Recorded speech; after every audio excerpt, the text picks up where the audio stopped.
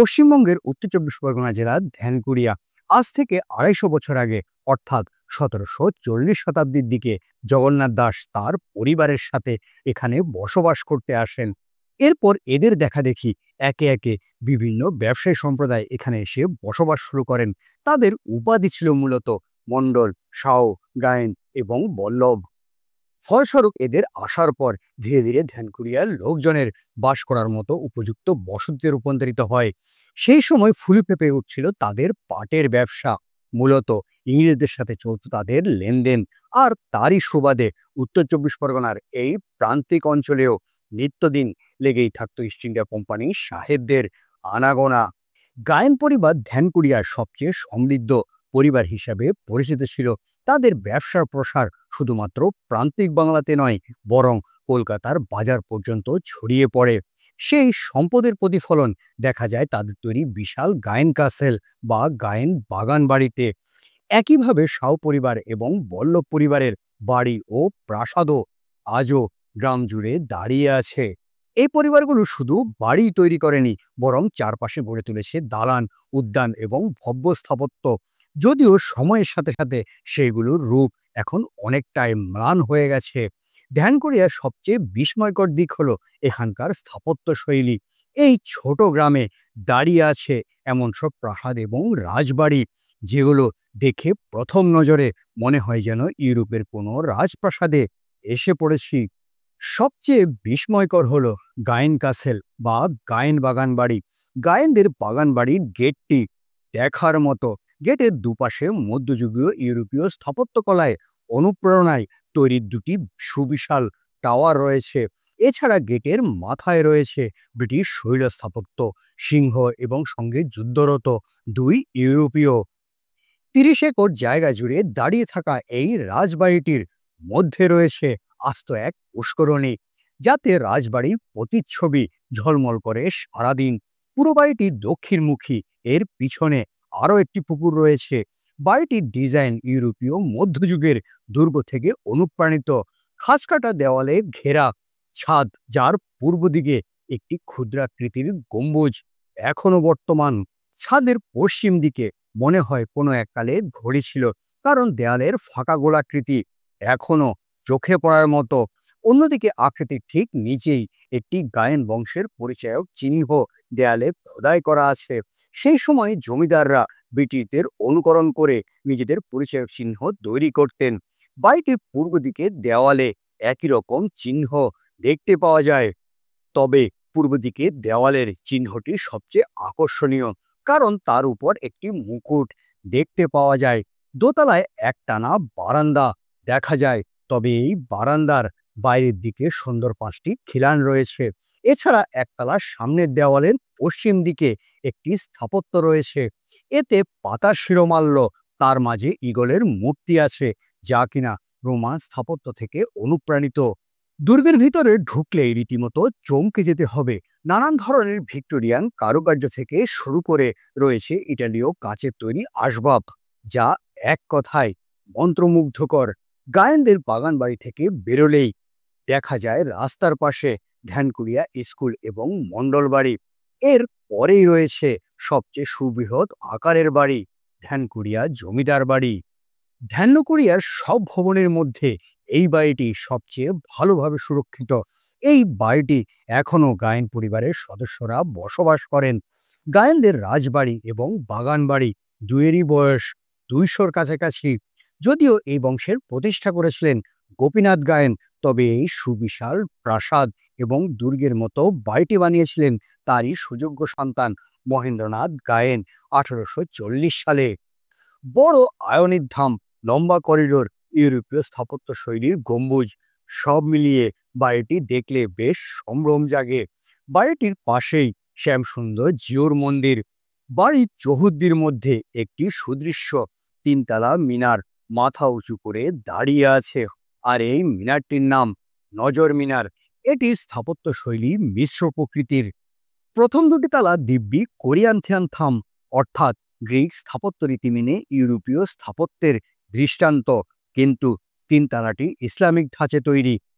এই সময়ে ইংরেজদের সাথে এই গায়েনের বেশ উঠা বসা ছিল, আর তার জন্যেই মনে হয় বাড়িটির স্থাপত্য ইউরোপীয় স্টাইলের প্রভাব রয়েছে। এই বাড়িতে দুর্গাপূজা প্রথম মহেন্দ্রনাথ গায়েন শুরু করেন, যা এখনো প্রতি বছর সমস্ত প্রথা মেনে হয়ে আসছে। শুধু ঔপনিবেশিক ইতিহাসই নয়, এই বাড়িতে শুটিং হয়েছে সত্যান্বেষী, সাহেব বিবি গোলাম, সূর্যপ্রতাপ সহ একাধিক জনপ্রিয় চলচ্চিত্রেরও অভিনয় করে গেছেন স্বয়ং উত্তম কুমার। এমনকি বিদেশি বিভিন্ন চলচ্চিত্রের শুটিংও হয়েছে এই দুর্গ বাড়িতে। এখানে ঋতুপর্ণ তার ব্যোমকেশের সিনেমার শুটিং করে গেছেন এই রাজবাড়িতেই। গায়ন বাড়ি থেকে বেরিয়ে সোজা কয়েক মিনিট হাঁটলেই ডান দিকে দেখা যায় আরো একটি প্রায় 200 বছরের পুরনো বাড়ি। এটি হলো শাহু বাড়ি। ধ্যানপুরিয়া গায়ন পরিবারের পাশাপাশি আরো একটি প্রভাবশালী পরিবার ছিল শাহু পরিবার। তারা ছিলেন ব্যবসায়ী এবং গায়েন ও বল্লভ পরিবারের সঙ্গে মিলে তারাও বিপুল পরিমাণ অর্থ উপার্জন করেছিলেন। তাদের ব্যবসা মূলত পাট, গুড়, চাল এবং অন্যান্য কৃষিজাত পণ্যকে কেন্দ্র করেই গড়ে উঠেছে। এই সময় এই অঞ্চলে যেন এক ধরনের প্রতিযোগিতা চলত, কে কেমন রাজকীয় প্রাসাদ তৈরি করতে পারে। প্রতিটি পরিবার তাদের ঐশ্বর্য এবং গরিমার প্রদর্শনের জন্য তৈরি করেছিলেন ইউরোপীয় ধাঁচের দালান বাড়ি ও প্রাসাদ। সাদা রঙের এই বাড়িটি বাইরে থেকে গায়েন বাড়ির মতো ঝাঁচকচকে না হলেও এর জানলার উপর স্টাকোর কাজ বেশ আকর্ষণীয়।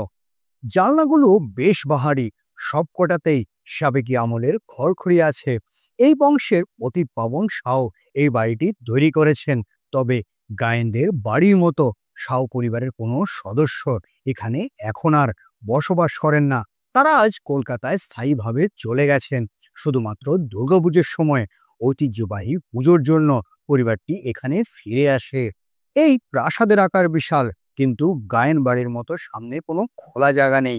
তবে এখানে আছে এক সুন্দর ঠাকুর দালান, যেখানে প্রতি বছর দুর্গাপুজোর আয়োজন হয়। দুর্ভাগ্যজনকভাবে এই প্রাসাদে তেমন ভালোভাবে সুরক্ষাবেক্ষণের ব্যবস্থা নেই।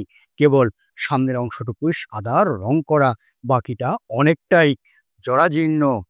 তবে গায়েন বাড়ির মতো এই প্রাসাদটিরও বহু সিনেমা এবং টেলিভিশনে শুটিংয়ের জন্য ব্যবহার হয়েছে। পুরনো স্থাপত্য, উঁচু ছাদ এবং ইতিহাসের ছোঁয়া সব মিলে এই জায়গা যেন অতীতের এক জীবন্ত সেট।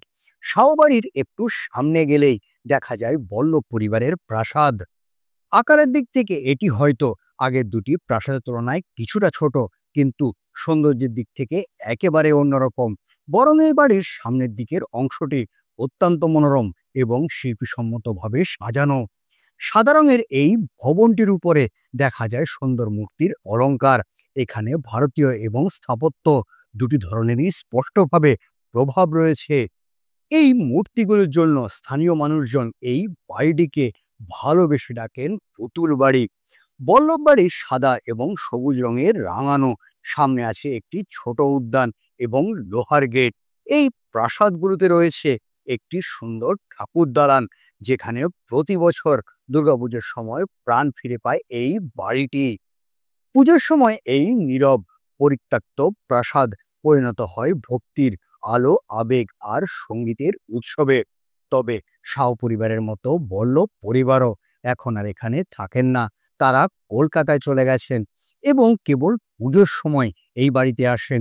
বল্লভ বাড়ির সামনের দিকে ডান পাশে একটি ছোট ভবন আছে, যা আকৃতি অনেকটাই গায়েন বাড়ির নাজর মিনারের মতো। একটি উঁচু টাওয়ার স্থাপত্য, যা কিনা সেই যুগের নন্দনচকিত রুচির সাক্ষী।